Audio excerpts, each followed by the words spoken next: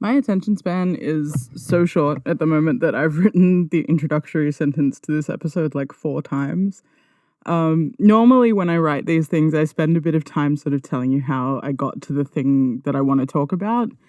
But if I'm being honest, I've just binged watched an entire season of Ink Master for some reason, and now I'm all embroiled in the drama between like a bunch of tattooists with really obvious anger management issues. So I can't really remember how I ended up thinking about Megan Fox, but I did.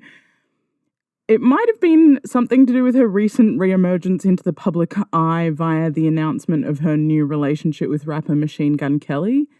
She made a bunch of like super intense comments about how she doesn't believe in soulmates, she believes in twin flames or something, which just sounds like a new agey way of saying soulmates, but who am I to judge? Anyway, I think for most people, when they think about Megan Fox, they think about the useless hot girl in Transformers.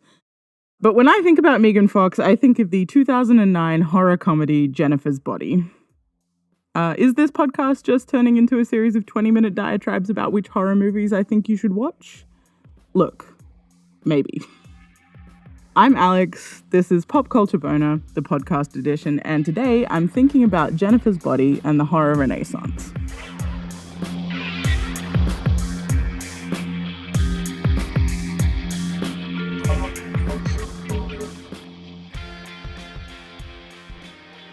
So all the way back in 2007, Diablo Cody wrote a film called Juno, and for some reason it really tapped into the cultural pulse of the minute and became a runaway hit that ended with Cody winning an Oscar for Best Original Screenplay.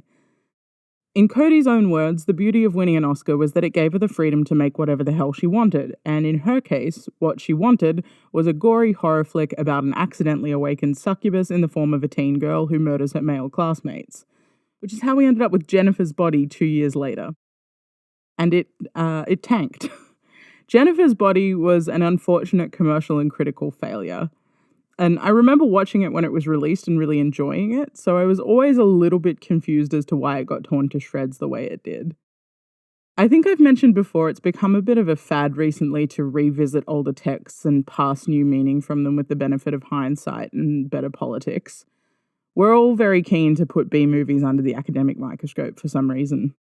And Jennifer's Body has really benefited from this treatment, with a number of publications coming to its defense and declaring the movie an ahead-of-its-time feminist masterpiece that would kill at the box office were it released today. And while I don't necessarily disagree with this reassessment, I do have some feelings about the weight that we place on these types of movies and the quality of horror films being released today. So I thought we could dive into those, have a little look at why the film failed so spectacularly on its first outing, why people are so keen to look at it in a new light, and whether or not the film would actually kill it today, all things being equal. Before we get into the nitty-gritty of the film's 2009 failure, I'll give you a quick plot recap. It's not going to be spoiler-free because you guys have had a decade to get on this train. Amanda Seyfried plays Needy, the mousy BFF of the titular Jennifer, who's played by Megan Fox. People don't really understand their friendship. Needy is a bookish and kind of plain girl with a nice boyfriend. Jennifer is the school babe, a cheerleader, and overwhelmingly popular, although she refuses to give high school boys the time of day. One night, they'd go to see touring band Low Shoulder play, and the venue catches fire. Needy and Jennifer make it out of the carnage, only for Jennifer to be ushered into the waiting van of Low Shoulder, who are fronted by a very creepy Adam Brody, fresh off the back of a turn on the OC. Turns out Low Shoulder had come to town with the specific intention of sacrificing a virgin to gain commercial success for their band. Except Jennifer wasn't a virgin. Not even a backdoor virgin, to quote the script. Which means that rather than just dying like a good girl, she's now immortal and, really hot. Needy has to spend the rest of the film trying to curtail her lifelong friend's bloodlust. I first watched Jennifer's Body with a group of female friends in a shitty share house while we were all hungover and eating Thai food. It's been like a decade, but I'm pretty sure I managed to convince everyone to watch it, even though they weren't horror fans, because Diablo Cody had written it and everyone had enjoyed Juno so much. I really loved it, and I was surprised when everyone else enjoyed it too. The script was really sharp and funny, and the story was obviously about the terror of teen girl friendships viewed through a horror lens. It had also really honed in on the popularity of emo music at the time, and making the film's evil foil, cute boys in eyeliner, showed a kind of clueiness that was lacking in a lot of other media. I think we all kind of identified with some part of the story, even if it wasn't the demonic possession by succubus bit that formed the core of the drama. I'm obviously a big dweeb when it comes to movies, but there's something kind of magical about being in a room full of girls and knowing that a story is very explicitly for you. And Jennifer's Body is very obviously a movie for young women. A lot has been written about the ways the marketing campaign for this film contributed to its commercial and critical failure. Cody and director Karen Kusama both have horror stories about the struggle that they had with 20th Century Fox's marketing department. To give you some context, here's a quote from a BuzzFeed article by Louis Peitzman? One of the two. Sorry, Louis. It's called You Probably Owe Jennifer's Body an Apology, and it was published back in 2018. It pretty accurately sums up the kind of wall that Cody and Kusama were up against. It says, the focus of the entire ad campaign was on Fox's sex appeal. The irony of the title was completely lost on the publicity team. Kusama told BuzzFeed News that she was horrified by one particularly egregious marketing suggestion, which would have had Fox host an amateur porn site to promote the film. And when Kusama asked for an explanation behind another ad that was fixated on Jennifer's hotness, she and Cody received a reply that still lives in infamy for the screenwriter. The email wasn't even grammatically correct, Cody noted. The response said, "Jennifer sexy, she's still your boyfriend," as if a caveman had written it. So that's what we were dealing with. Now, this is a film written by, directed by, and starring women, featuring a female villain, a female hero, and a plot that on a literal level deals with the disemboweling of teen boys, and on a thematic level deals with female friendship and the reclaiming of power. But if you looked at any of the marketing material produced at the time, you'd be forgiven for thinking that Jennifer's Body was just Megan Fox reprising her role as sexy Transformers lady, but in a horror setting. The trailer was cut to include scenes of Fox swimming naked in a lake and kissing Amanda Seyfried as though they were constant highlights throughout the movie, instead of what they were, which was incidental plot-relevant scenes. This kind of marketing was both specifically directed toward young men and very specifically exclusionary of young women, which was the exact opposite of the film's intentions. This meant that young women were alienated from attending a movie that was actually about them, and audiences and reviewers who attended the film expecting to see a sexy, softcore Fox fest were actually met with Fox crouched kind of gargoyle-esque over the corpse of a disemboweled emo kid, sipping his blood with her hands. There was nary a titty in sight, not even a hint of side boob. I flipped through some of the reviews from around the time, and I shit you not, a lot of the genuine complaints are that the film isn't even hot. An expectation was built and then not met, and it harmed both reviews and the audience numbers. Even though the terrible marketing campaign shot the movie in the foot before it even got a chance to get off the ground, I think one of the things I found really interesting flipping through the reviews from the time of release was this intense dislike of the women involved in the film, specifically Megan Fox and Diablo Cody. The backlash against Fox is perhaps unsurprising on some level.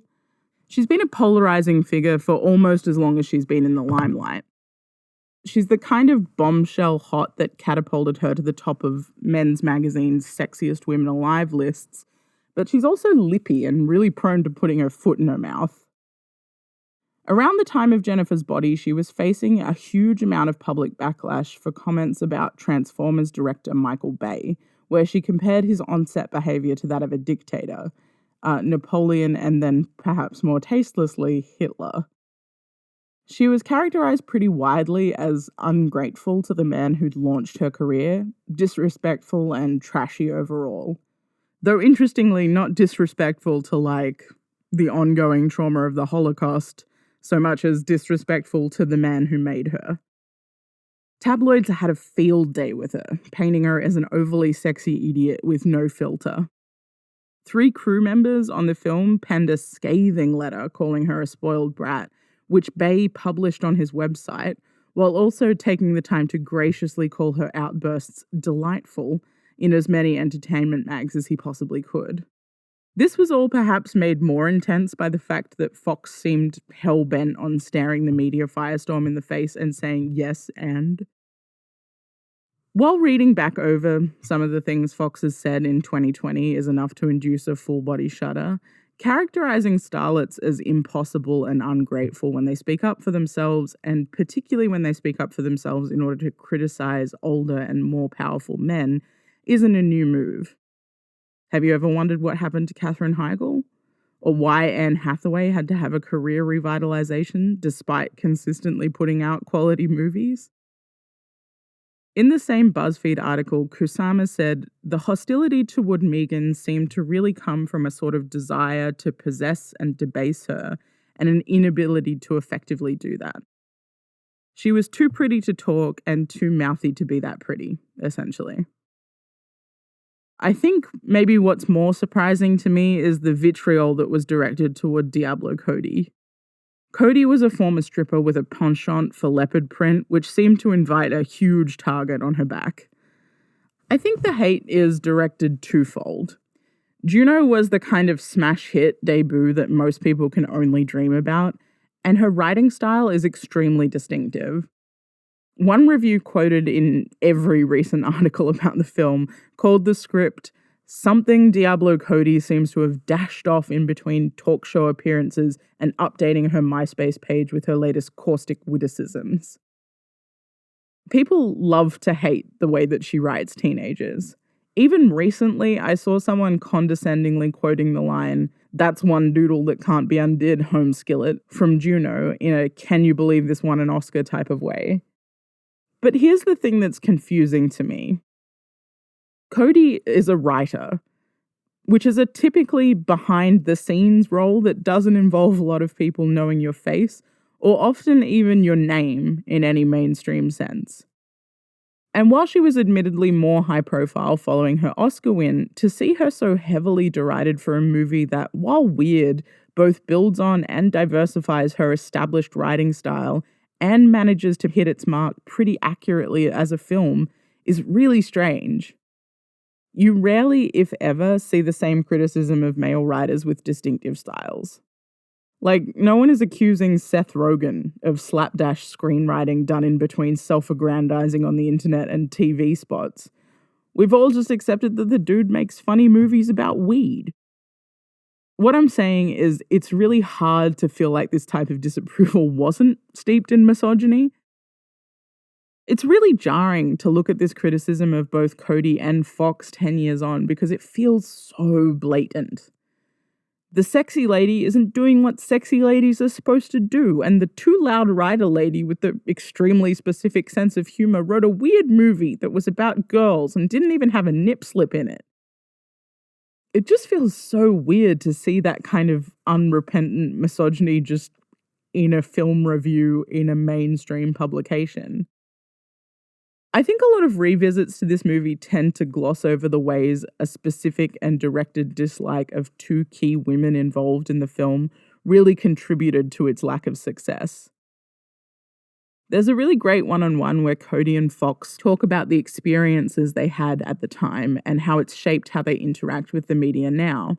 And regardless of how you feel about Fox's body of work, it's pretty heartbreaking to watch her face crack when Cody describes the ways she was spoken about in emails with the studio, and to hear her articulate the ongoing fear she feels about doing publicity for any of her movies. At one point she says, "What did I even do? What did I do that was so wild?" And she's not wrong. She's said some pretty messy things over the course of her career, but like I mentioned before, the backlash would be more believable if I thought anyone involved in yelling about the out-of-pocket Hitler analogy was actually concerned about the disrespect for the ongoing struggle of Jewish people, and not the fact that a pretty girl wasn't grateful enough that a powerful man put her in a movie. I don't think it's a stretch to call the failure of Jennifer's Body a byproduct of its time. You have a weird movie that explores themes of friendship, womanhood, power, and sexual assault that was marketed as a sex comedy, helmed by two women who were or were in the process of becoming notably reviled. It's kind of a perfect storm. And to be explicitly clear, it didn't deserve this treatment. It's a good movie that feels special to watch. But what I am interested in is this claim that it was ahead of its time and that its release today would kick off some sort of runaway success at the box office. I'm just not sure that this would be the case. And in fact, I think some of the power of Jennifer's Body comes from its status as a cult film.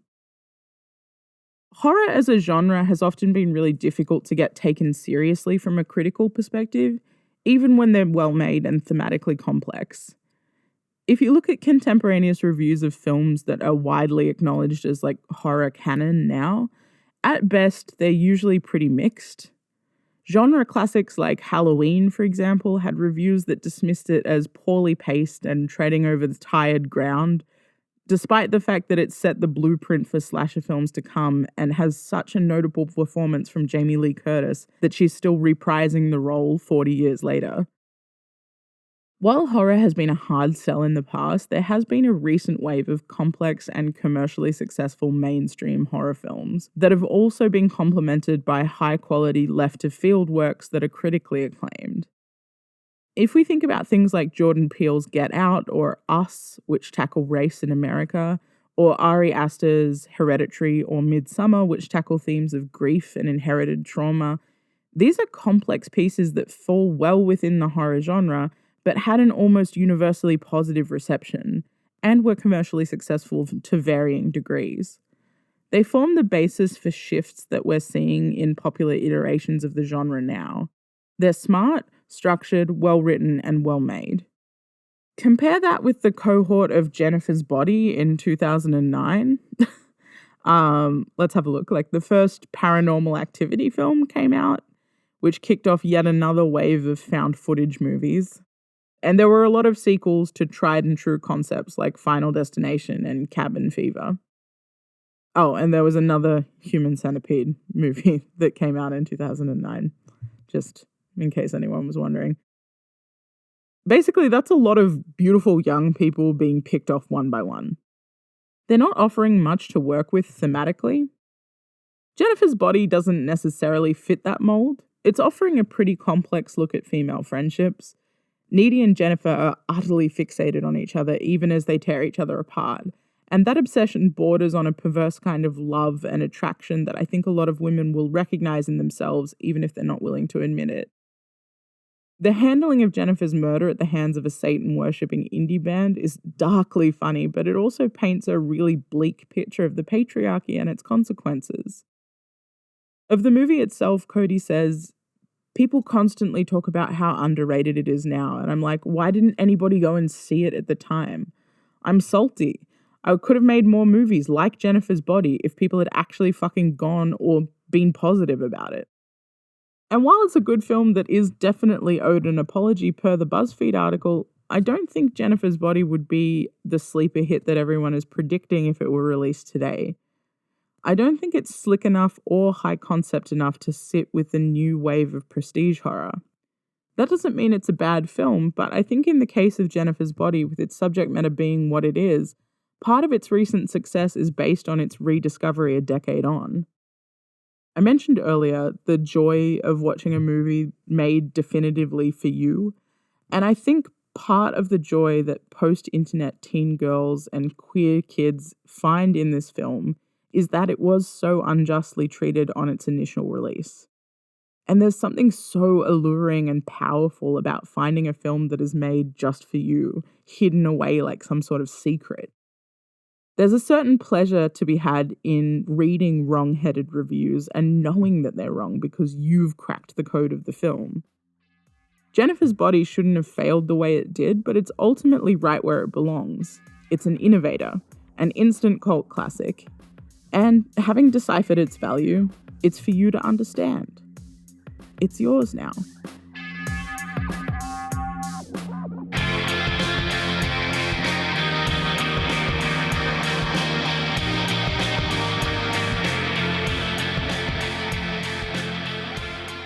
So that's Jennifer's Body. I realized writing this with the benefit of hindsight, it's really hard to explain to people why everyone hated Megan Fox so much. Like, I'm not even sure I articulated it correctly. Everyone hated her, just sort of mostly because she was there, from what I can tell. Like, she said some pretty tasteless stuff, but if you asked anyone about it, the answer was always like, she's just too, everywhere. Internalized misogyny is a hell of a drug, kids. If you want to talk to me about how to unpack that, hit me up next time you see me at the pub. Peace.